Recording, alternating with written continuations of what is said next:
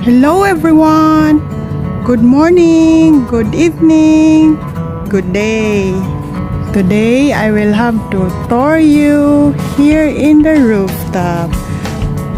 And I'll show you some of the plants here. Let's do first with the basil. The basil can use for spaghetti.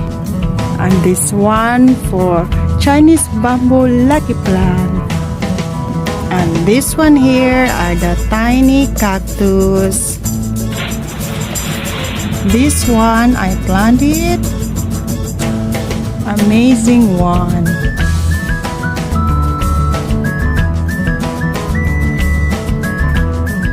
Here. This one is a calamansi or lime. And this one also another lime. Another calamansi with one fruit. And I have a yellow rose. And a hilbas for menstruation of a woman. And also a potato, sweet potato. In other words, it's kamote. We have also aloe vera for hair and for the face. And also aloe vera, have a lots of aloe vera here. In this one, I have a calvo bougainvillea and a red rose. And pineapple on the pot. Also have a dragon fruit. This dragon fruit I already harvested it for many times and it's so sweet. Sweet dragon fruit. This one is a mint. Mint for you, look. And this one is a fantastic flower. Parang ginger. Looks like ginger, isn't it? Yan.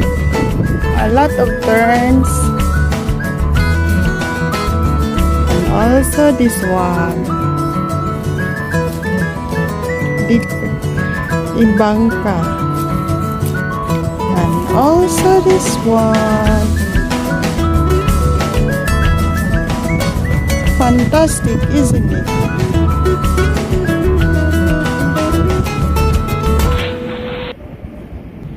Ayan.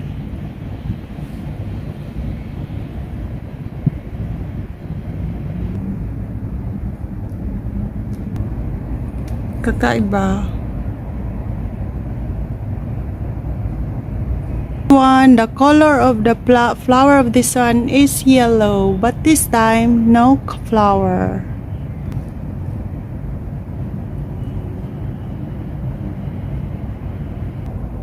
Ayan. Unique plants though. Here is 30th floor rooftop. This one is crafted calachuchi. Sad to say, no flowers. Ito rin, kalbo siya.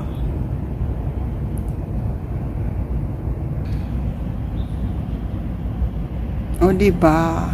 So nice. The orchids.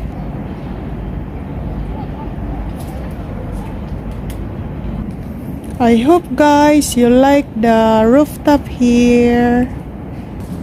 This is our plant here in the rooftop.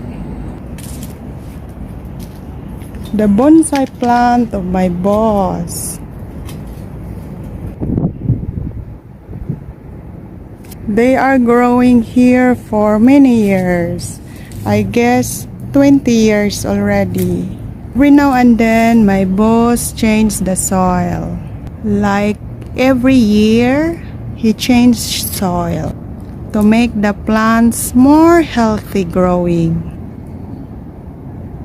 I hope guys you like this video. Thanks for watching.